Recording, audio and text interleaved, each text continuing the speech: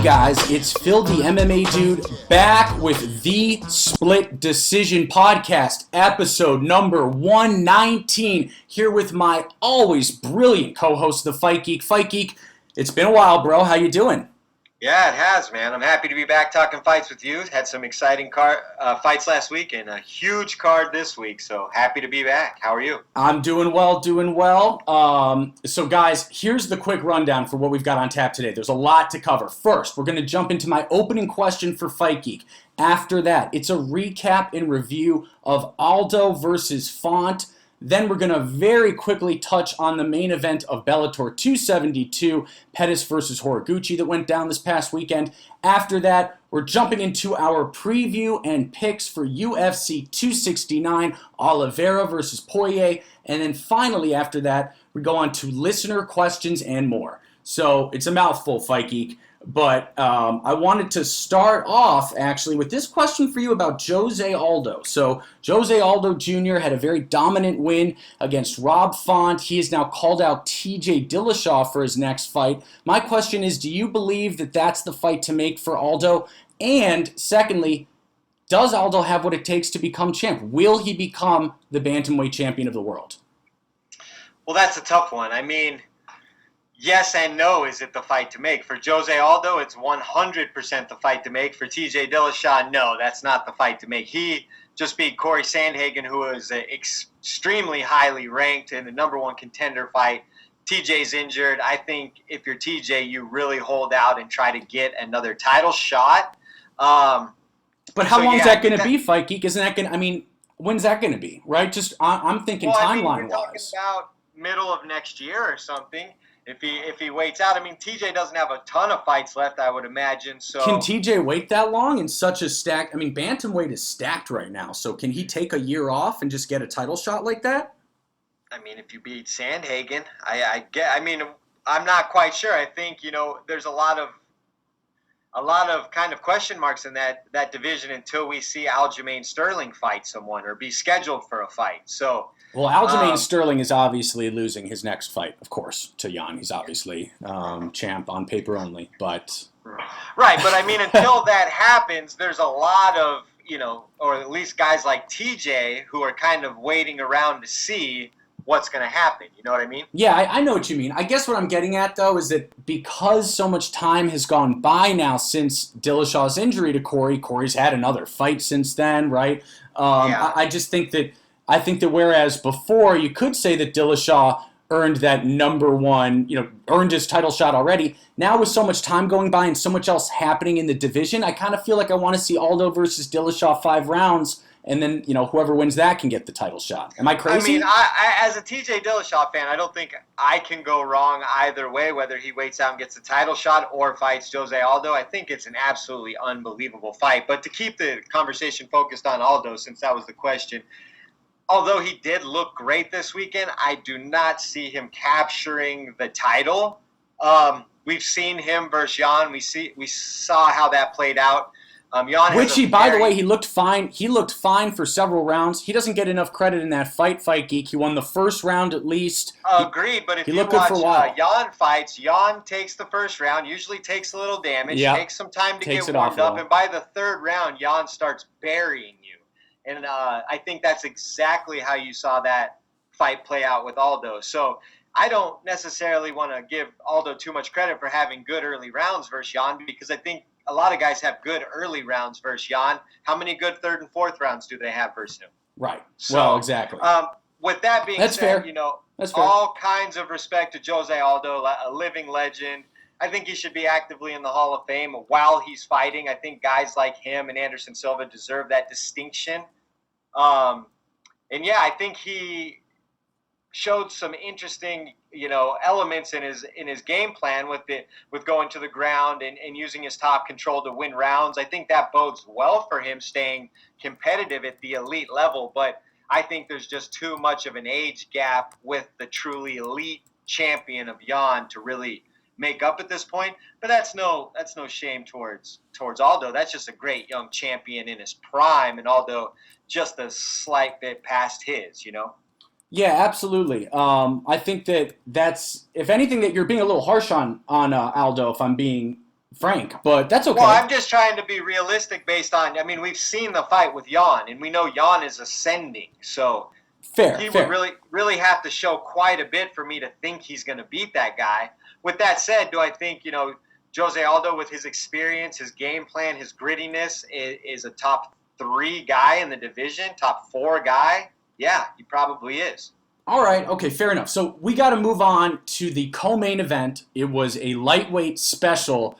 Raphael Fazeev versus Brad Riddell. Fazeev gets this was my favorite fight on the card by a mile. It was so great. He gets the TKO via wheel kick at 2 minutes and 20 seconds of round number 3 against his friend and training partner, Brad Riddell. Well, both guys throwing just heat the whole fight back and forth.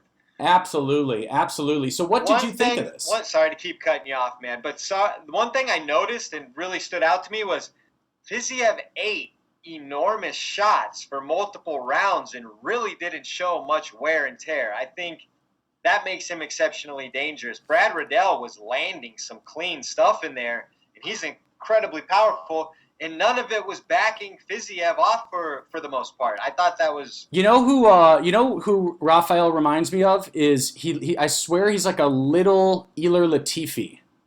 I think he's built like him. Maybe his build, but I think he's more of a, he's more of a striker, kind of like for sure. More of a striker. Type. Yeah. He's a guy that just comes on, and later on in fights, I mean, once he's broken you down and you can't defend yourself at 100%, I mean, if you watch how hard he throws everything, it's one of my favorite fighters to watch in the UFC. Just definitely think he has the goods. Brad Riddell, I think extremely highly of as well. And Fazeev basically backed him up most of the fight and really imposed his will, even though he was the smaller guy.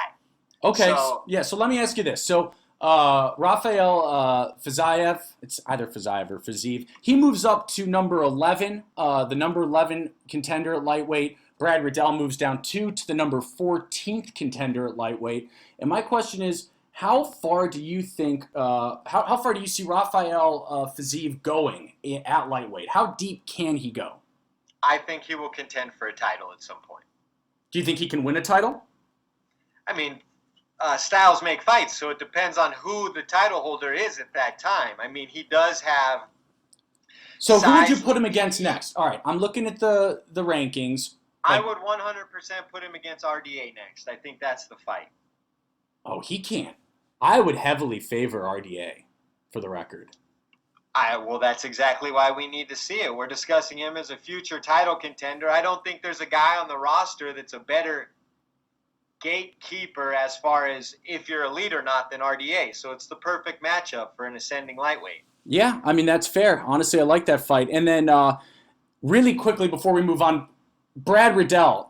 Was this, this was obviously not a great, this was a big loss. Look, he was 10-1, he went to 10-2. It's not the end of the world, but, takeaways from this, do you think he's going to be back and better, or is this going to kind of lead to his early downfall? No, I think he'll be back. It's not like it was such a brutal knockout that it knocked him unconscious and put him in the hospital. I mean, it was a KO loss. I'm sure he's embarrassed, and as a competitor, it stings, but I think that Brad Riddell is going to be a top 15, maybe even a top 10 lightweight for a few years to come, for sure. All right, moving on to the light heavyweight fight of Jamal Hill TKOing Jimmy Crute via right hook at 48 seconds of round number 1. Man, Jamal Hill looked good and Jimmy Crute did not. What do we make of this? I mean, Jimmy Crute has really been losing. I gotta say this. I think, there's a lot of people, we're always discussing things like the most underrated, unheralded fighter in the UFC and MMA. I think Jamal Hill has a claim to be the most underrated fighter in the UFC. The guy has shown quite a bit of upside in not a very long career. This was super impressive to me. Jamal Hill has a lot of confidence. I mean, remember, he stopped Ovince St. Preux. He's beat Darko Stosic. Obviously, he got a little. The Paul Craig loss is the only bad one, in my opinion. Well, I was there live, and I think that was an experience loss. He started grappling with a guy he shouldn't have started grappling with, and had a little too much confidence and got his arm ripped off. I thought it was incredibly impressive for him to come back on the kind of notice he did, which I'm looking at it. It's less than 6 months since that gruesome arm injury. That's crazy. That is crazy. And win a fight via strikes. That is insane. I totally agree. Okay, so let me ask you this. Jamal Hill, he's gone up 2 spots. He's the number 12 contender at light heavyweight. Who's next for him? What about, I'm just going to put this out there. I'm looking at number 10, Johnny Walker. I'm looking at 9, Nikita Krylov. 8, Volkan Ozdemir. Johnny Walker versus Jamal Hill would be interesting. Yeah. I like that fight because Jamal Hill might come in there and knock Johnny Walker out and vice versa. Well, Walker's not exciting anymore since he went to SBG and they taught him to just suck at fighting, right? I mean, I'm kind of joking, but he went to SBG taught him to think, and that's the problem now. Yeah, exactly. He used to injure himself celebrating after 10-second knockouts. Exactly. Okay, so moving on. We definitely cannot cover the whole card, but Clay Guida continues to defy Father Time. Got a ridiculous rear naked choke against Leonardo Santos at 1 minute and 21 seconds of round number 2. This guy just keeps going, right? I mean, absolutely, and took enormous damage early. Yes. Fight probably could have been stopped by certain refs, but Clay showed his grittiness, his toughness, and really turned the tide, and could not believe when he secured it. I mean, what a moment for a legend. The guys like Clay Guida and Jim Miller, those kind of guys that just feel so good when they get these victories because they are the true good guys of the sport. So, chalk one up for the good guys with Clay Guida getting it. Yeah, totally agree. Okay, Chris Curtis defeats Hold Brendan. Hold on. I have to ask All right. We got to keep it moving, though. But, yeah. I know, but I have to know this because I feel strongly about this. What do you feel about a fight between Clay Guida and Tony Ferguson? I don't love it. I just think Tony's name is his name is too big for a fight. But Tony needs to get a win. I think Tony should fight Nate Diaz at 170. I think what Tony really needs is he needs a big fight. He needs a big performance and a big fight. Nate and Conor circling each other and kind of talking back and forth. I think Conor versus Nate at 170 will be next. I mean, if I'm Clay Guida, I am throwing a party for 3 weeks if I get a fight with Tony Ferguson next. I mean, that's amazing, but I don't think he deserves it. Clay Guida's a Hall of Famer on a win streak now, so, I mean, it's not like the most craziest thing to think about. Yeah, I mean, I guess I've been... Maybe not on a win streak. He's won 2 out of 3. I was speaking to someone earlier today about what should be next for Tony Ferguson, and I'm just so... I've been How about unfairly... Clay Guida versus Donald Cerrone, then? Is that more appropriate? Yeah, we could do that. Yeah, Clay versus Donald Cerrone. Yeah. Well, yeah, I like that a lot more. That makes a lot more sense. All right, cool. One other thing I wanted to call out before we moved on.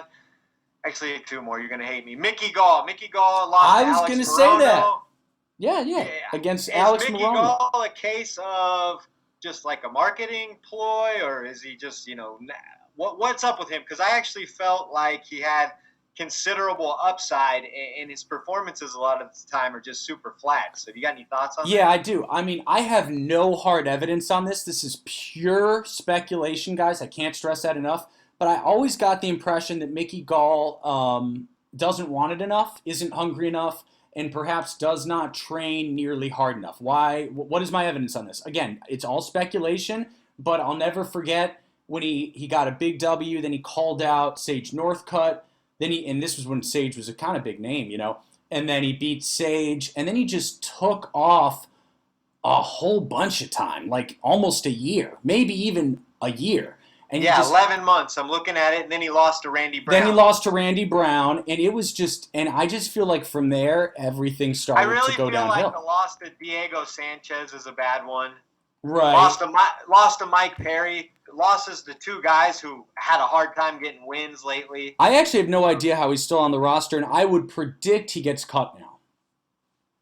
Okay. Well, that's interesting. I mean, if Kevin Lee's cut, they should cut Mickey Gall. Point, he's not exactly UFC level. So do you see him? He seems like a PFL fighter to me, if I'm being honest. Yeah, I Do you like the guy? I've never really taken much interest in him I because I don't actually really took a like him. lot of interest in him early. He has a good frame for the weight class. He's fairly athletic. He's only 29. He showed good jiu-jitsu and finishing ability in a couple fights. So, yeah, I thought there was something there, but it's just more lackluster than not. So, And he just used to kind of be confusing. he used to kind of play up being a bit of like, his bully persona, which actually worked, Yeah, kind of frankly. like a Yeah, he's bro-ish like a kind of guy. bully. Yeah, he's a bro bully, exactly. Yeah. But he kind of abandoned that. I don't know. He didn't Yeah, he's really. he's pretty boring nowadays. He's pretty Last thing, boring. and then we'll move on. Manel Cape, another highlight reel finish. What do you think of this guy? Do you think he's got the goods, or got any thoughts? I mean, yeah. I mean, it was. Look, it's a. It was at 125 pounds. It's a flyweight fight, but it was pretty amazing. I don't know how anyone could not be amazed by what he did to Zumagulov in that fight. Agreed. Do you think he's a player for a title someday, or? Flyweight's gonna not really. Short answer, not really, because there's oh my gosh, if I screw up his name, it'll be horrible. Who is the huge freelance signing on flyweight? Mohammed Mustayev?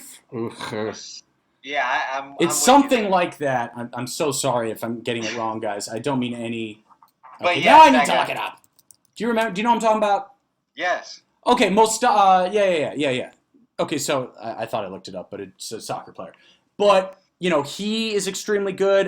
We've obviously got Figgy Moreno 3 coming very soon. I think those two, whoever wins that's going to decide a lot. No, I don't think that Cape has what it takes to win of the flyweight belt, but I do think he'll get to a title fight. Yes. Yeah, definitely. All right, now we can move on. Okay, excellent. And then the only other thing I wanted to mention was really quickly Chris Curtis defeating Brendan Allen via TKO, punches and knees. 1 minute, 58 seconds of round number 2.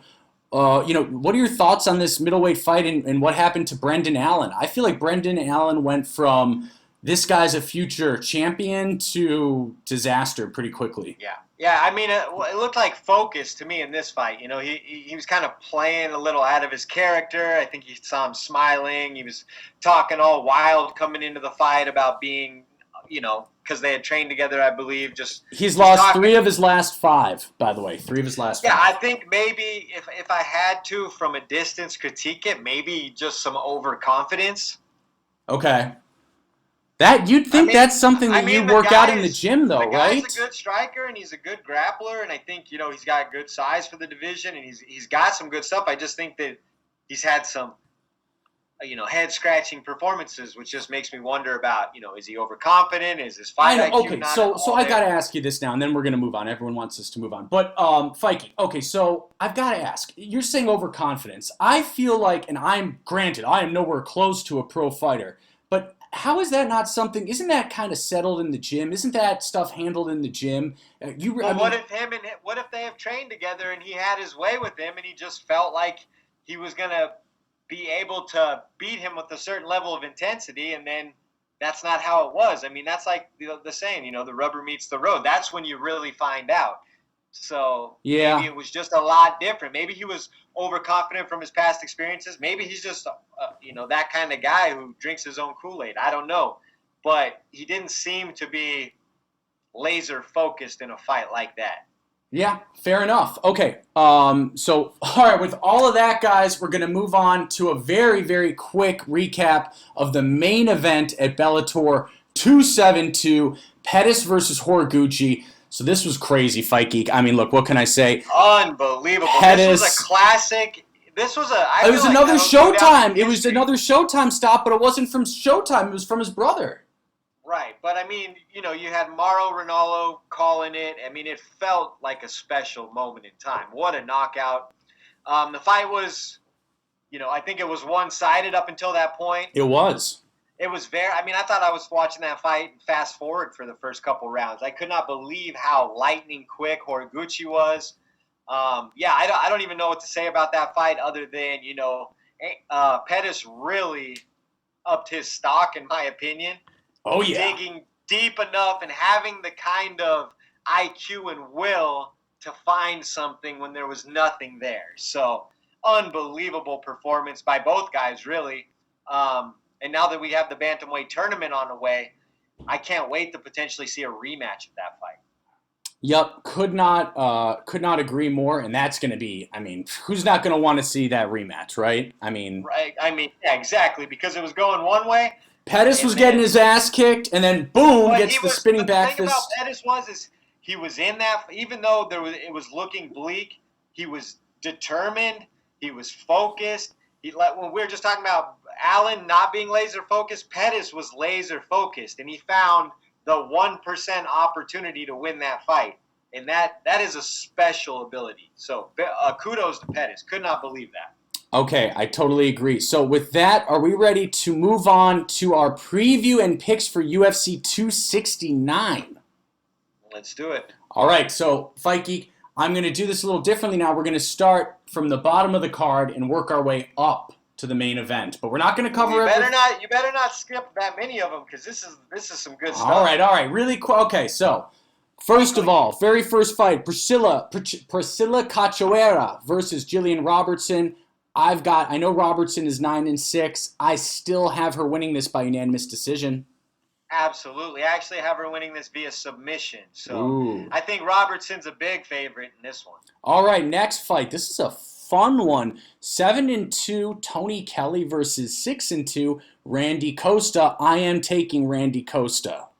Absolutely. Running with Randy Costa, coming off a tough loss to Yanez, but showed a lot in the first round. I think he'll button up some of those mistakes and look really sharp here. All right, we can't keep agreeing or people get bored. But Ryan Hall versus Derrick Minner at 145. That's a featherweight bout. I have the jiu-jitsu wizard Ryan Hall winning via submission. What do you think? 100% have to agree there. Derrick Minner's definitely game and is no slouch on the ground either, but his overconfidence might lead him to get subbed by Ryan Hall here. So interesting fight, but yeah, Ryan Hall, keep it moving. All right, next we've got Bruno Silva, 21-6, taking on 12-1 American Jordan Wright at middleweight. Who you got? This has banger written all over it, probably maybe even first round stoppage. I'm taking Bruno Silva with the better experience and taking Bruno Silva by stoppage. Ready? I'm taking Jordan Wright by stoppage in an upset. Yeah, that would be an upset in my opinion. So yeah, that's a good fight though. Absolutely. All right, this next one I really like. This is Augusto Sakai versus Tai Tuivasa heavyweight fight. This will be fun. Yeah, this is a tough call too because I think your inclination's to lean Tai, but Sakai has shown quite a bit, especially if the fight goes longer. But with that said, I'm taking Tai. I'm taking Tai by, ready, second round, TKO. I'm with you. I'm going to say it's a lunging elbow that starts the sequence. All right. Ooh, a lunging elbow that starts the sequence. That's specific. Okay, I like it. So moving on, we've got Dominic Cruz versus Pedro Munoz. And if anyone's curious, it is dead even, Vegas odds, -115 apiece. So they think it's a pick'em. Who you got? Yeah, I got to go with Pedro Munoz here. Even though Dom had an impressive performance, I just think that against Casey Kenny. You're talking about Dom versus Casey Kenny, right? Yeah, I think Munoz is a level above Casey Kenny, and I think he'll be a little more vital than Dom here. So I think he's going to get the job done. And I really hate to admit it, but I think you're right. And I see Pedro winning 2-1. I think Dominic's going to start off strong, probably steal that first round, and then Pedro's going to put the pedal to the metal and take this one. What would be interesting is if Dom took a page out of Aldo's book and went back to implementing some of his wrestling from his past. Ooh. Yeah, I like that idea. So now we've got the prelim main event, the final prelim. This is Josh Emmett at 16-2. I can't believe Josh Emmett's only 16-2. That's a great record. Versus Dan Ige, 15-4. Who you got? Yeah, I like this fight a lot, but I really like Josh Emmett. One of the more powerful, featherweights in the world. Oh yeah. Throws just heavy hooks in the pocket. He's gone through a lot in his career with injuries, and if you listen to his recent interviews, he's got a lot going on in his personal life. So pulling for Josh Emmett here and picking Josh Emmett here via stoppage. I also like him winning that one by stoppage. I can't believe he's only lost twice. He's got a significant size advantage over Ige, who's 5'7".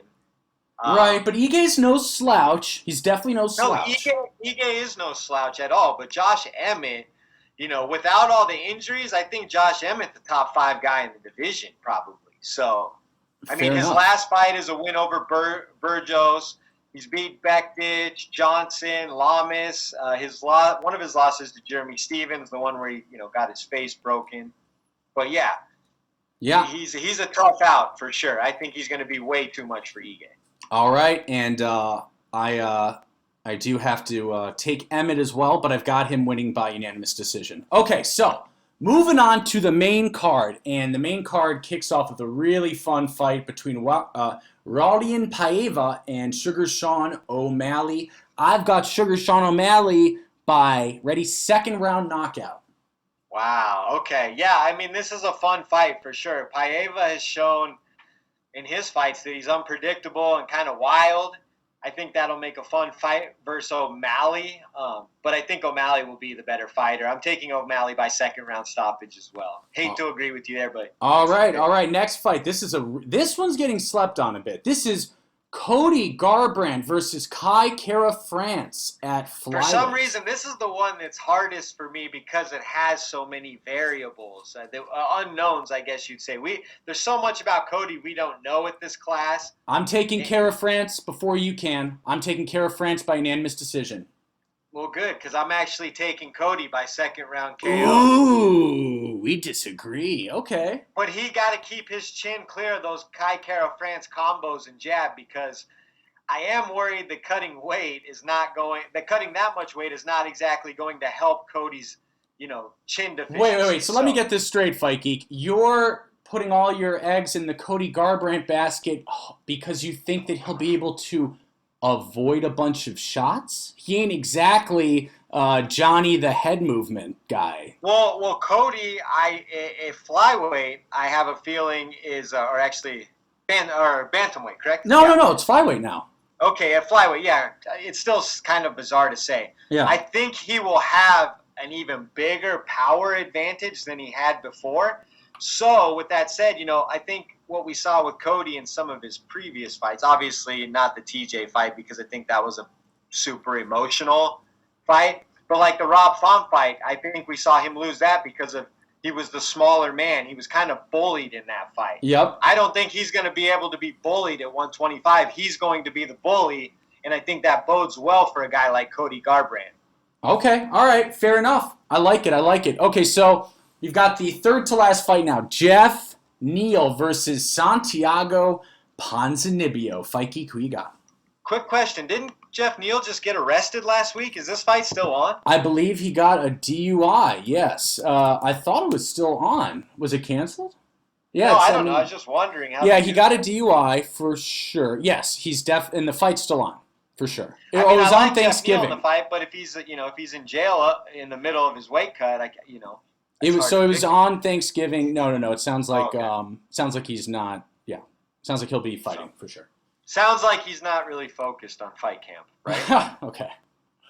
If I'm being fair. So, anyways, guys, Fight Geek's very upset with Jeff Neal for his DUI. We better not tell him about John Jones. Wait until he learns about what Jones did. Right. Okay. So, even with that, I'm still got to take Jeff Neal, but I have a built-in excuse if he doesn't get it done. Okay. All right. Okay. Moving on to the co-main event, the UFC Bantamweight Championship fight between Amanda Nunes and Juliana Pena. So yeah, this is an interesting one. Yeah. So really quick, Fight Geek, I did want to say something before I give my pick here. I think that unlike Valentina, Valentina, I watch her with the flyweights, and I genuinely think Valentina can defend the belt for 10 more years easy. With Amanda, while she's been extremely dominant, just as dominant as Valentina at flyweight, if not more, I don't know. I can't shake this feeling that that Amanda might start to deal with problems of motivation and just motivation going forward. I think she's gonna. What I'm trying to say is I think she's gonna lose soon to someone that she's highly favored to beat. Is Juliana Pena that person? Absolutely not. Okay. And you say you're worried about her motivation. Well, Juliana Pena hasn't stopped yapping about her for 2 years. I will assure you that the Lioness is going to be plenty motivated to fight Juliana Pena this weekend. Yeah, no, that was no dig at Amanda. I'm just saying she's been so successful. Is she ever? Well, I get that, but she's successful because she's special and she's driven and she's evolved into the greatest female fighter of all time. I mean, let's let her have a bad performance before we expect her downfall. I mean, she's looked like bulletproof for quite a while now. True. And if you really break down these two fighters, the way they move, Juliana Pena at this point in her career is still a very stiff, slow striker. She's very upright. She's going to get lit up on the feet. So, if her grappling doesn't work immediately, she's as good as done. She's finished. I would contend that I 100% believe that that Amanda Nunes is the superior grappler in this contest. Probably, as well. Yeah, probably. 100%. I don't even think you could make a case for it. I mean, we see Amanda Nunes in high-level title fights implement her grappling whenever she wants to. So, I mean, we've seen Juliana Pena get submitted by the same woman that Nunes controls. So let me ask you this, Fight Geek. So let's just assume Nunes beats Pena, right?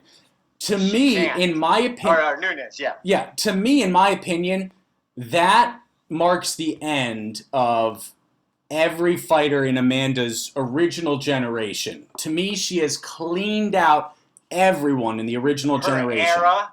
Yeah, so, my question to you is who are potential next opponents? I mean, maybe you do like Macy Chiasson or something. No, I mean after this. But it's crazy even to say that. It has to be Valentina at 135. I mean, that's literally the only thing that will ever make sense again. I don't think that fight's going to happen because remember what I said last time, Amanda has what's Amanda's motivation to make that fight happen? Well, that'll just be her last fight maybe of her career because it'll be a super fight in the last payday.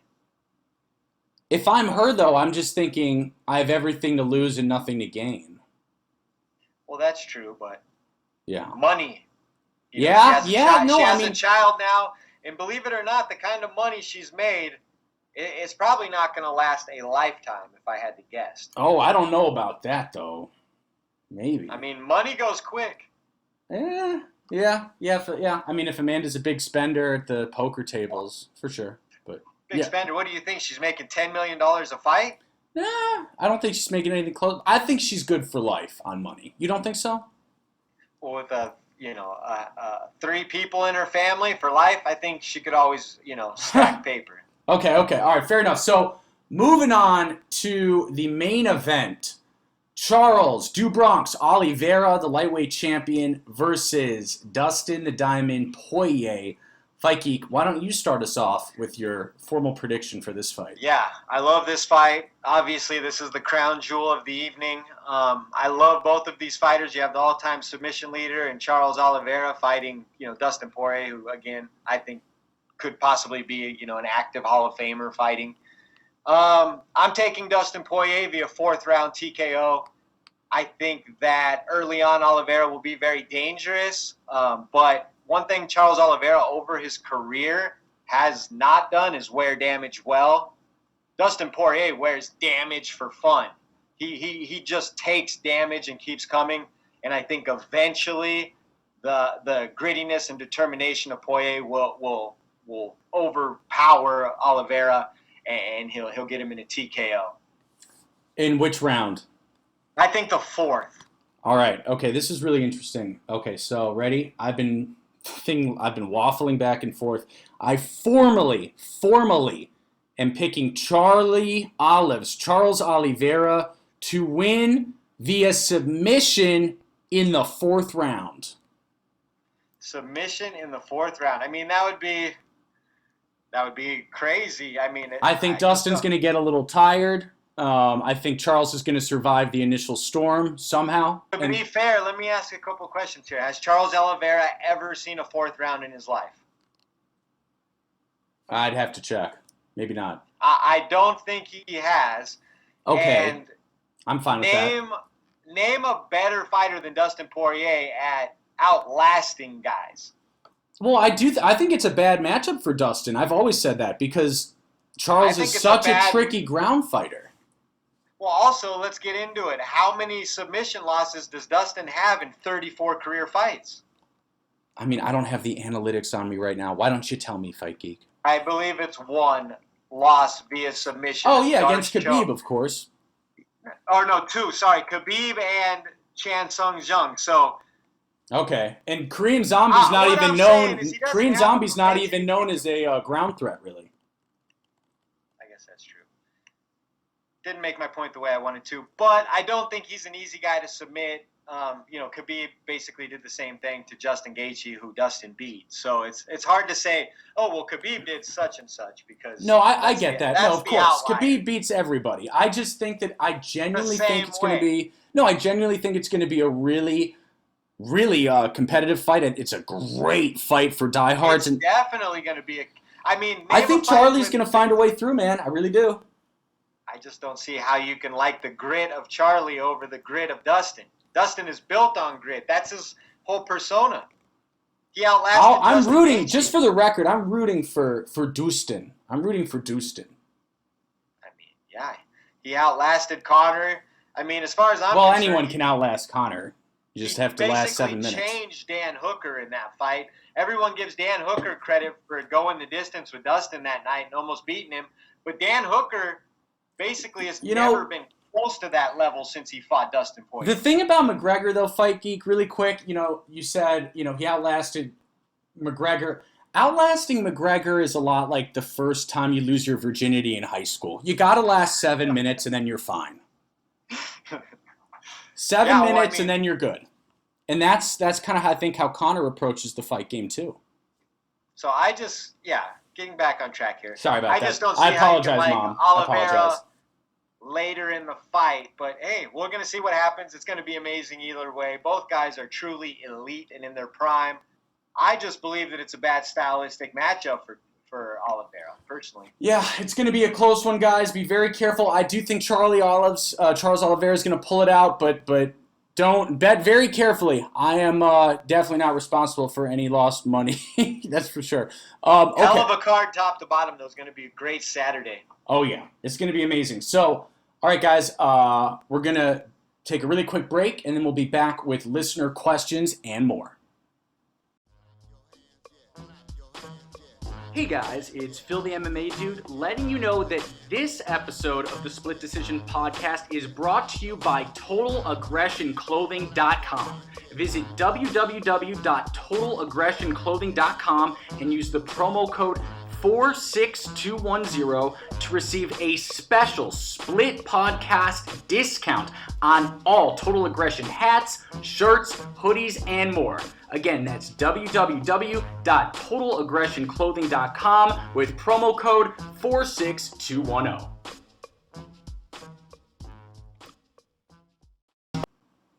Hey guys, it's Phil the MMA Dude back with the Split Decision Podcast, episode number 119, here with my brilliant co-host, the Fight Geek, and it is now time for my favorite section of all, and that is Listener Questions! Alright, got a bunch of good ones tonight. Let's jump into it. All right. Let's do it. Okay, so first of all, we've got questions from the main man, Zan Bando. That's at Zan Bando. He's a great MMA journalist, folks. Give him a follow. He says, good to see you guys back. I've got 2 questions this week. 1, will Justin Gaethje earn the next lightweight title shot? And 2, there's rumors of fight night shows going back on the road. Do either of you think that this transition will be the new normal in 2022? Hashtag AskSplitPod. So, first of all, Fight Geek, do you think Gaethje gets the next title shot? Yes. I agree with you. Second of all, do you think that UFC is going to go back to sort of, I think what Zan means here is it going to go back to the normal pre-COVID fight nights of old where they're basically in a new town every week? Not sure it'll go back to pre-norm, but I think that, yeah, we're going to try and get back to it. I think Dana and them want to go to more, more locations for sure. Yeah, so my opinion on that second question, Zan, a lot of people aren't going to like this, but from a purely business perspective, right? If you're looking purely at the numbers, then there's really very little incentive to change the fight nights right now. That's the truth. They are saving so much money by keeping it at the Apex in Vegas instead of traveling all over the world for these, just for fight nights. Remember, not for pay-per-views. So I would be very shocked if they go back to anything close to that amount of fight night travel. I think a lot of it is going to be a lot more permanent than people realize right now. But yes, I do think that fight nights will eventually get back on the road in 2022. But no, I don't think it's going to be anything like before. I think the past is gone, and the future is going to have a lot of UFC Apex for fight nights. Agreed. Yeah. Okay. So, all right. So you said that I needed to go on the account because there's all these questions. I'm just trying to. Where do I find these? Oh, probably on the page. Okay. All right. So, okay. So we've got a question from the man, Eric Buchert. That's at ATANAK74. Love this guy. He says, is it me or are there an overabundance of possible fight of the night matchups on this card? He's talking about UFC 269. 100%. There's at least, off the top of my head, the main event, the Garbrandt fight, the O'Malley fight. Okay, let me finish the question. Fight. Okay, then he says, I'm concerned what cutting down to flyweight will do to Cody Garbrandt's durability. If he loses by KO, what do you think that would mean for Cody's future in the UFC? #AskSplitPod. Okay. I kind of touched on this a little bit. I think Eric's totally right, by the way. I'm also concerned about his durability with the weight cut. But I believe he'll be the bigger man than Kai Kara-France. So it's not like wasn't Dillashaw the bigger man than Henry Cejudo? This is true. But Henry Cejudo actually, if you really look at the type of puncher he is, actually has some heavy hands, whereas Kai Kara-France is more of a stinging, snappy type puncher. So even on the Pedro Munoz fight where Cody got knocked out, they were both sitting down on their punches, where I expect Kai Kara-France to be a lot lighter on his feet. I don't think these two are going to be trading in the pocket with their biggest power shots. And like I said, I think Cody will be the bully at 125 because he is the bigger man. I think he's the bigger man than TJ also. Yeah. I think that's I think that's a very good prediction. If Cody is able to knock out Kai Kara-France, whoa, then we've got a lot to discuss. He might literally get a title shot. Yes. He might literally get a title shot if he knocks out Kai Kara-France. Because that would be the only way for them to recoup what they thought was going to be a one-time superstar, Because, by the way, everyone, before you roll your eyes on that, Kai Kara-France gets hit a lot. That's part of his game. He's tough as hell. Didn't he almost get knocked out by Brandon Royval? I mean, he takes a lot of damage. He's going to exchange, which makes it fun, and that's why again, nobody likes the thought of Cody taking a lot of shots, but he's going to be the bigger man this time. He's matured a bit. Even in the last fight with Rob Font, who is a dangerous striker, Cody defended himself aptly and saw the buzzer. So it's not like he got slept last fight or was taking massive shots. I thought that we saw, increased durability out of Cody in his last fight versus a bigger guy in a weight class above. I think he's going to feel very comfy being the bully. I think he's going to love it. Okay. Well, man, I'm pumped for this fight. I'm super stoked now. You made me more. With that being said, Kai Kara-France is super slick. Don't double down. No. You've got to. No. Don't try to cover your bases. You've got to double down. It is what it is. Okay. All right. So this question is from Mick at Mixed-A-Man. Love this guy. He says, "Welcome back, kids. Is it just me, or does the placement of fights this weekend make no sense? Randy Costa on the early prelims, Dominic Cruz on prelims, but not even the prelim headliner? What the F gives, fellas?" Great question. Well, I think we've touched on this before, and I think that the UFC strategically places people throughout the prelims and in the early prelims so that they can keep eyes on it. I do think it's a little weird, I mean, the Dominic Cruz one is weird. Is it though? Wasn't his last fight on the prelims, or was it the first fight on the main? I think it was on the prelims, but he won, right? Yeah, but look at this card. Dustin Poirier, Amanda Nunes, Cody Garbrandt, Sean O'Malley, Josh Emmett. So, in all fairness, those are the 5 biggest names. Is Josh Emmett versus... Okay, I guess Danny Gay versus Josh Emmett's a bigger fight, but that's a higher profile fight. Is Sean O'Malley versus Raulian Paiva a higher profile fight? Yes, because Sean O'Malley is the social media, young darling star of the UFC. They want Sean O'Malley to be grouped in with the main card and be part of the show. All right, I agree with Mixta that it feels awkward to have Dominic Cruz so far down. I mean, frankly, I agree. I would agree with that as well, but, I think at this point, with all the names, you look at a fight like Tai Tuivasa versus Sakai, if Tai knocks him out in the first round, that could, and then does a shoey ringside, that's more entertaining than watching Dominic Cruz go, a 3-round dance-off for some people. It's just kind of depends on your taste.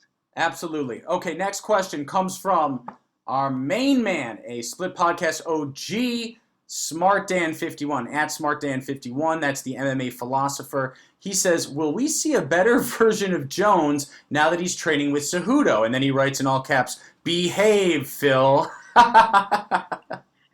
I mean, no, I don't know that we're going to see a better version of Jones ever. We've seen the best version of him. The best version of him was the greatest fighter we've ever seen. So there's only going to be lesser versions of him, in my opinion.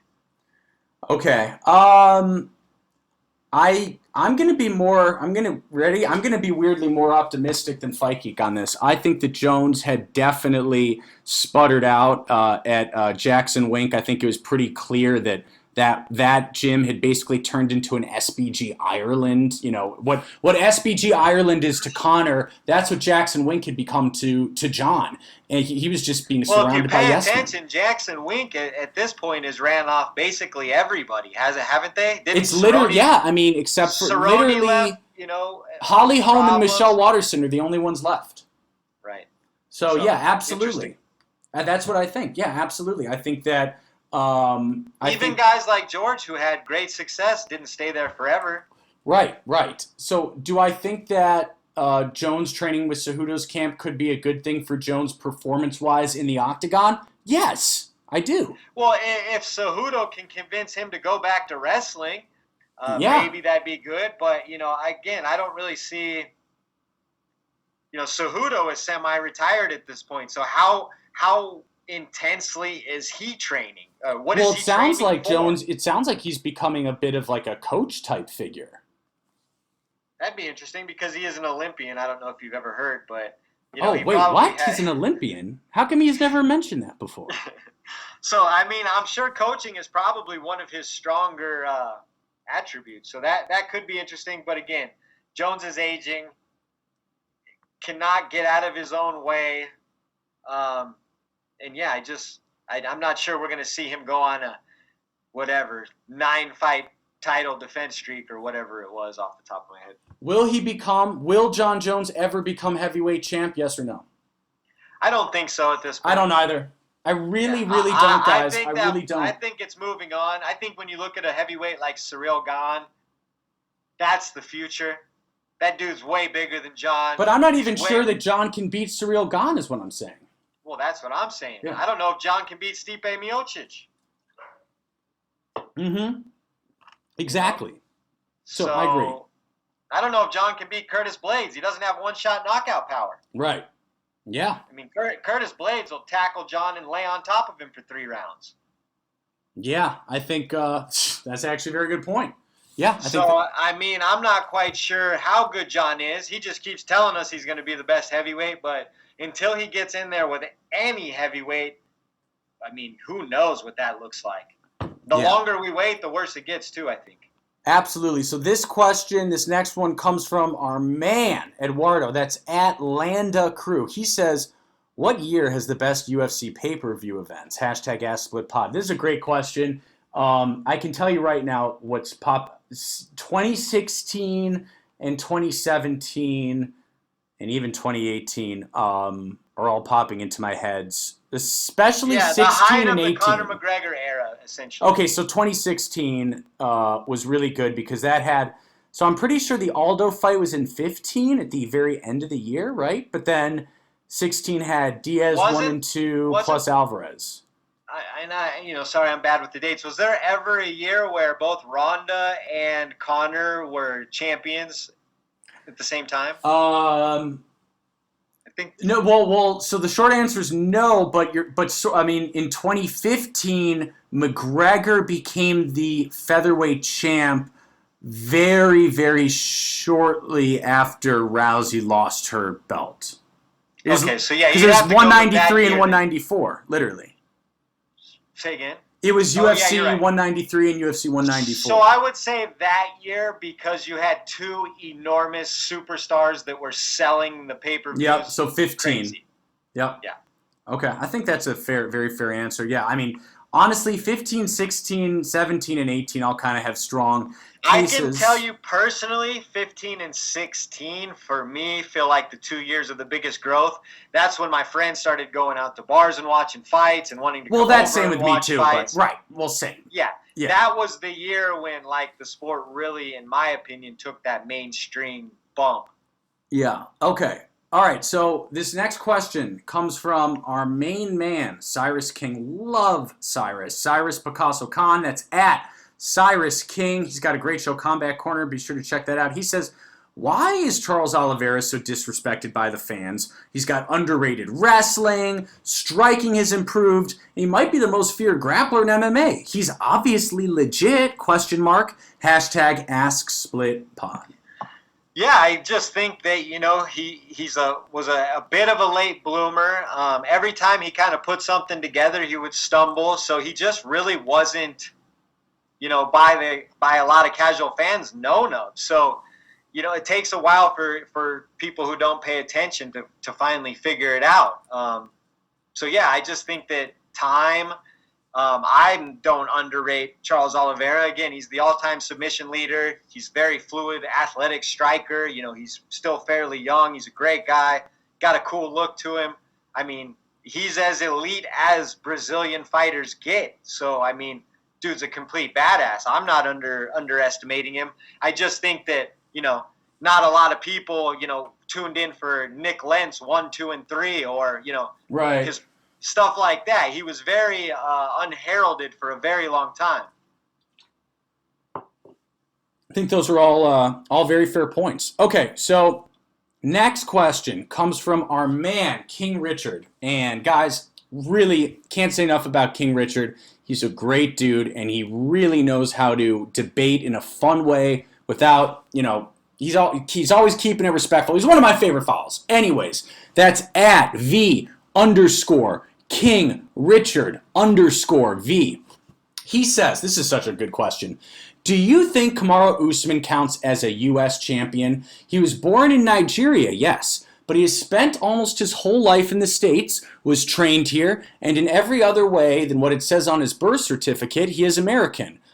It is fine if he chooses to rep his place of birth, I'm just saying, though. I think that's a really interesting question. Really interesting. Do you want to start us off?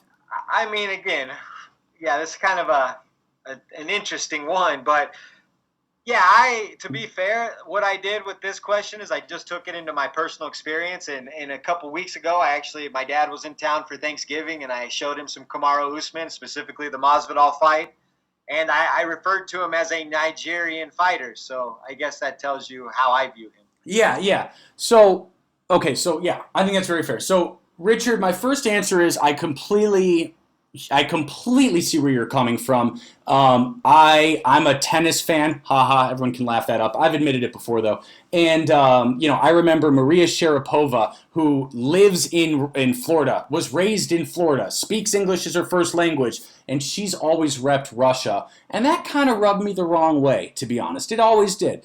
And so, now with Usman, is it rubbing me the wrong way? Not as much. Here's why. But No, it's not rubbing me the same way. It's not as bad. I think it's because Usman is far more associated with his Nigerian heritage. It's a big part of his cultural identity. You can tell that because before fights he shows up in the flag, right? The yep. painted flag on his face. And post-fight, if you look at his family, the way they're dressed and things like that. Yeah, and ultimately what it comes down to, guys, is I do believe that ultimately it's a very personal decision that should be respected. Take me. I am, I'm part German, for example. I'm part German. If I was a fighter or I was a tennis player or some other individual sport, I would definitely not be fighting for Germany. I'd be fighting for the United States. I'd be repping 100%. The U.S. But it's different with Kamaru, right? It's not it's little apples and oranges. It's not identical. But you should also think of it in these terms. When you're an American athlete, I mean, us as Americans, we have 100 superstar athletes to choose from in our culture. We can take LeBron James. Yeah. We can have Tom Brady. We can have Michael Phelps. We have endless superstars to idolize. Nigeria may not have as many. So for Kamaru Usman to be that flag holder and say, I'm a Nigerian champion performing in the USA, shining a light so that all the Nigerian kids can have something to look at and aim at, I think it's very appropriate for him too, because American in the US has plenty of superstars that we can gravitate to. Absolutely. And the very last thing I'll say about this, by the way, I totally agree with what you just said, Fikey. The last thing I'll say is that I have seen fighters before come out with flags that are literally split in half, where it'll be the country of their origin and the American flag. Personally, I'm a big fan of that. I mean, I've heard some people say that they're offended by it. I think that's absolute nonsense. I'm a fan of the splitting of the flag stuff because I think that shows respect to both. What are your thoughts on that, Fight Geek? I mean, I don't have a problem with that. I mean, didn't Tito Ortiz come out with the split flag for a long time? Yeah, and stuff like that? Someone much more recently who's way bigger came out with the split U.S. flag that I was charmed by it. I mean, when you're representing who you are, yeah, and you have that stage, I'm okay with it. Right. Right. That's your personal decision. Yeah, that's the thing. I think it's such a personal. I think the flag rep is so personal. It's it's even, the flag rep, even your walkout song's personal. Yeah. It's like, oh, that song sucks. It's like, I don't know what you vibe to or have emotion to or brings out feelings in you. So, it's a very personal thing. Yeah, absolutely. Okay. This next question comes from our man Juice at the Friendly Sparring Podcast. Guys, be sure to check it out. And that's at Friendly Spar Pod. He says, fellas, welcome back. Can we please retire the best boxer in the UFC debate? This is only quantifiable by actual accomplishments. And by that metric, Holly Holm is the best boxer in the UFC. End of discussion. Hashtag AskSplitPod. So, great question, yeah. I 100% agree with the sentiment here. The best boxer, again, it's like, this is mixed martial arts. Boxing is just one element, and unless you've actually performed in boxing, it's kind of unquantifiable. It's like saying I'm the best basketball player in the UFC. It's like, okay, what does that mean? Yeah, exactly. I do think there's a lot of truth to that too, because it's gotten a little tiring where you hear people say, this is the best boxer. No, this is the best boxer. I know that Max obviously made it very popular with his cool comment while he went into the Matrix and dodged a bunch of shots from Calvin Kattar. But the truth is, Max can't be the best boxer in the UFC because he gets hit way too much. Exactly. And like he's saying, Holly Holm is actually being inducted into the Boxing Hall of Fame this month, I believe. She was just inducted. I didn't even know that, but it sounds right. I think she's the first fighter ever to be inducted into the UFC and Boxing Hall of Fame. So for anybody to get any billing as the best boxer above Holly Holm in the UFC, it makes absolutely no sense, and I couldn't agree more with Juice. Holly Holm is and will be the best boxer who's ever performed in the UFC for the foreseeable future. Yeah, and I agree with Juice. James Toney. James Toney was a better boxer than her, but his MMA foray was not real. Can we agree with Juice that it's getting a little old, saying who's the best boxer in the UFC? I don't have that debate, so it's not old for me, but I can understand. I see it everywhere. Ooh, hey guys, Fight Geek's above all that childish talk. If you don't want to have a debate, Juice, you walk away. It's like what Derrick Lewis says about jiu-jitsu, like, bro, just get up. Exactly. Yeah. Okay. So it's so easy. Yeah. So this is from @Zo yours truly @Zo yours truly. He says, "Hey guys, if Dustin wins the fight, do you think Islam is the next best fight? Personally, I think it's better to fight and beat Islam to try and draw Khabib out of retirement, but that might be a long shot. #AskSplitPod." Yeah, I don't see anything drawing Khabib out. That's not how. Yeah, Dustin wants Dustin wants no piece of Islam. He won't say that out loud, but he does not want that. And fight. The more marketable fight is a Justin Gaethje Dustin Poirier rematch, which I believe was the 2017 fight of the year. So you'd have. I've wanted that rematch for so long. I'm not letting myself get excited, but oh my gosh, I've wanted it for so long, dude.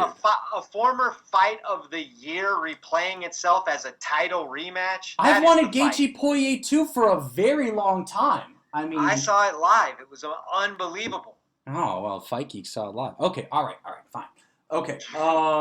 Yes, I think if Dustin wins the belt, I don't think he'll pay attention to Islam or Khabib. It'll be Justin Gaethje, and that'll be next. And let me just say one quick thing to all the Islam fans that are steaming right now. Islam fans, take a deep breath, take a Xanax, maybe smoke a hit of weed, or not. I'm not suggesting drugs. Just chill out. Can you guys chill? And he's fighting, but can you guys remain calm here? It's going to be okay. It's all going to work out. I promise. Like, for real. I don't know why the Islam fans are all stressed. Like, what are they so worried about here?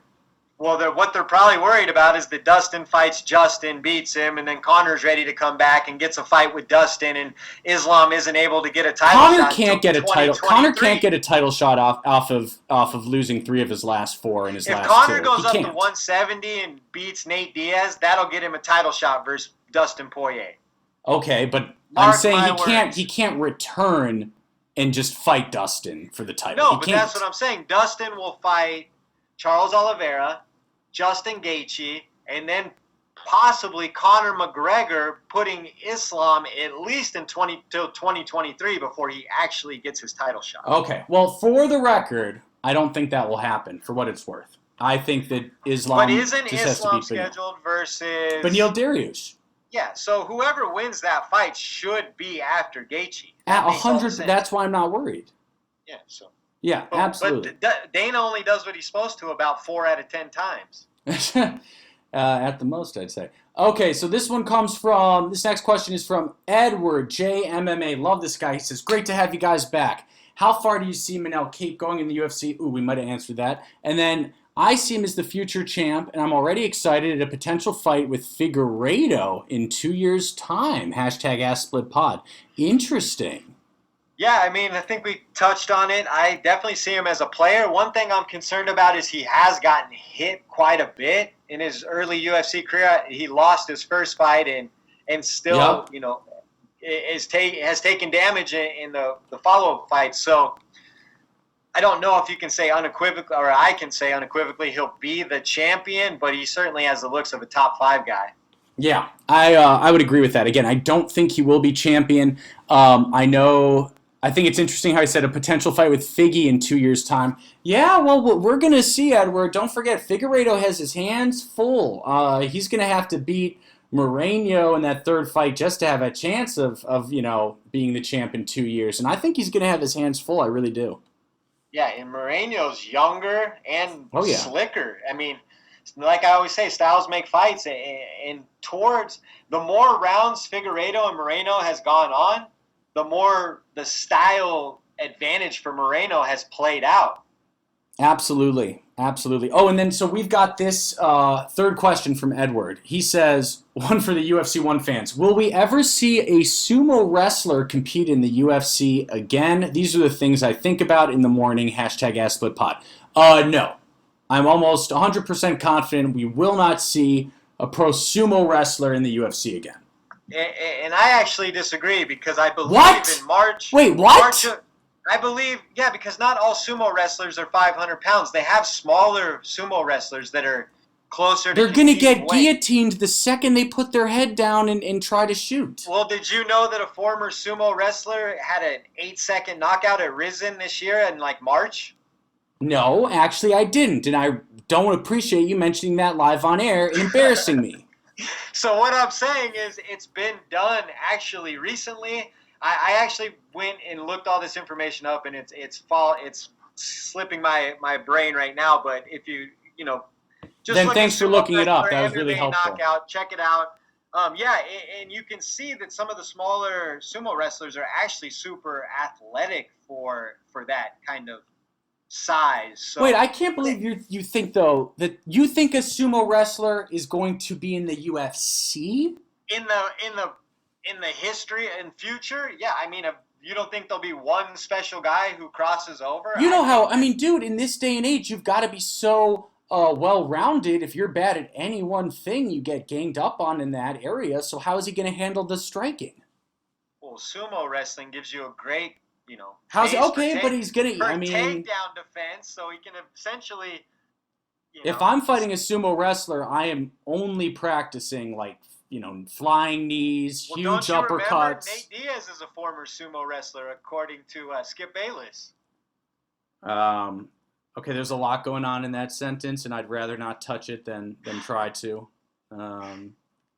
Yeah, Skip Bayless. You never heard the clip where he says that he's sumo wrestling? Come on, I thought Skip Bayless says a lot of stuff.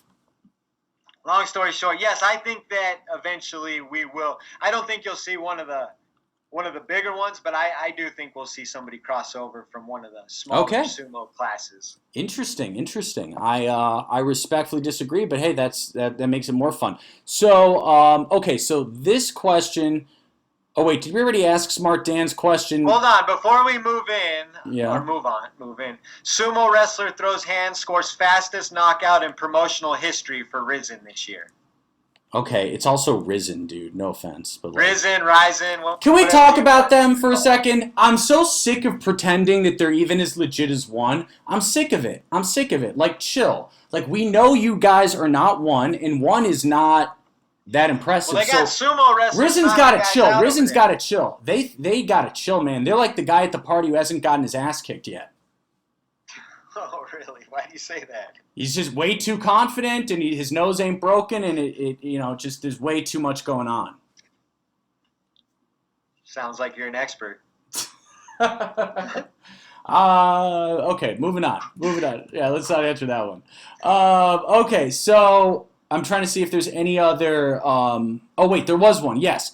So Smart Dan 51, the MMA philosopher, says, "Glad you're back. Wish you the best. If you had to make a top 10 list of best strikers in the MMA, would Raphael, Fazeev be on it? If so, where?" Awesome. And I actually took about a half hour to make my list today. This is a great question. You need to. Don't you have a wife? What are you doing with your life? Why are you spending so much time on this stuff? Okay.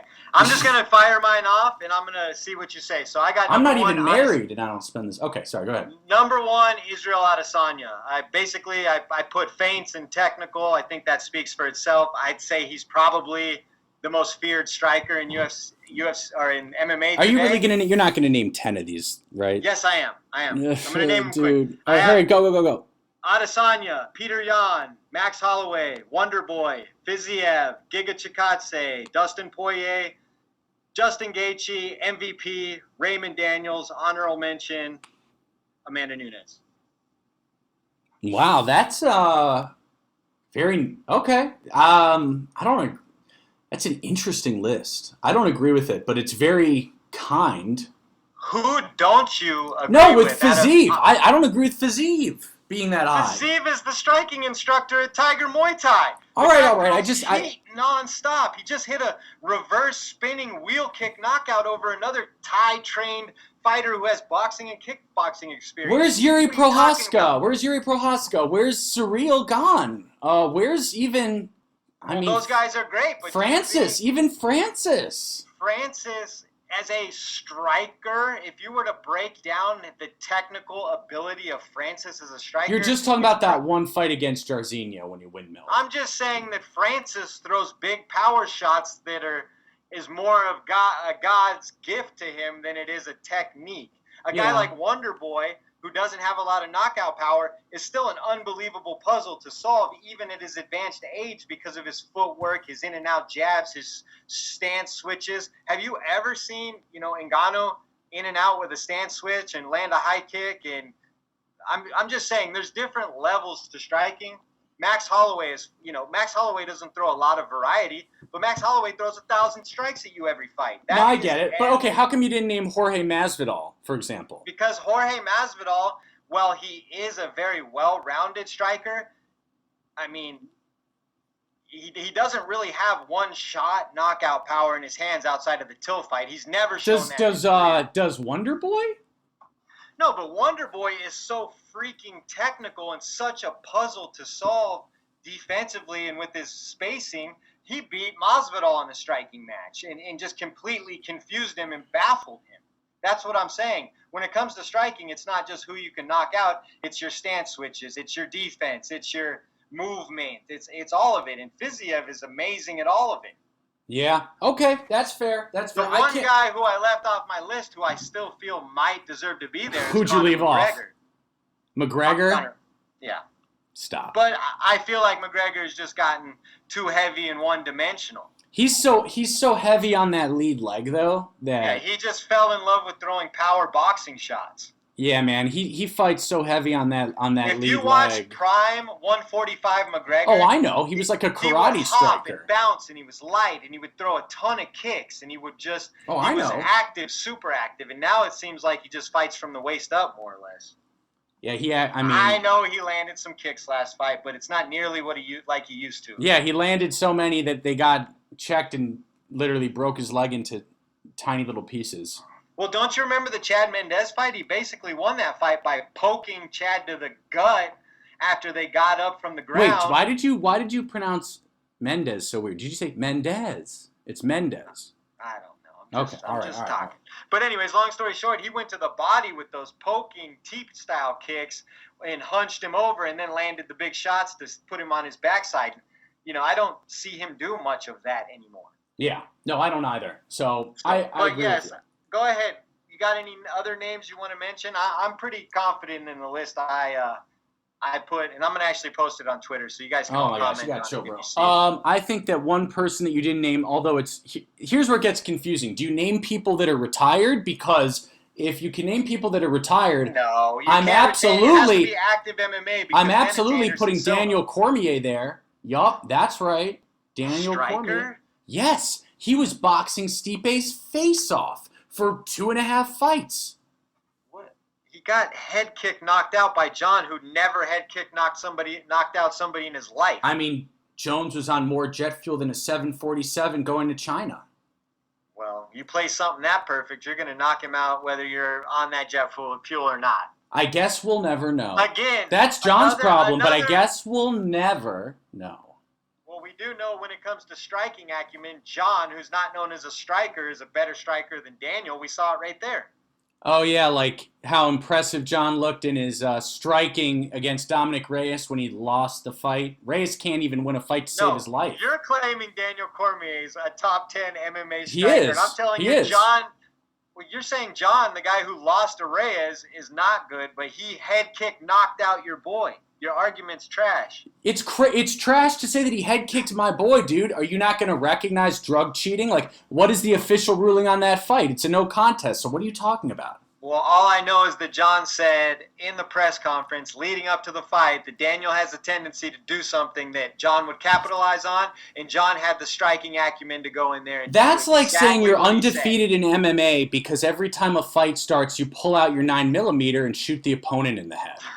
Okay, yeah. Then if we want to play that game, then yeah, you're undefeated, like you fucking cheater. Like, okay. You know, but I'm talking about real fighters. I'm not talking about fake fighters that cheat like I'm Jones. talking about real strikers, not DC. Okay, well, I wouldn't know anything about, Jones. He's just he's just taking steroids. All right. question? We're annoying all the Now that I listeners. got you. We're annoying them. Now that, okay. Okay, are we done with questions? I don't know. I think we're done. So with that, guys, I'm gonna hand it off to Fight Geek. Fight Geek, take us away, baby.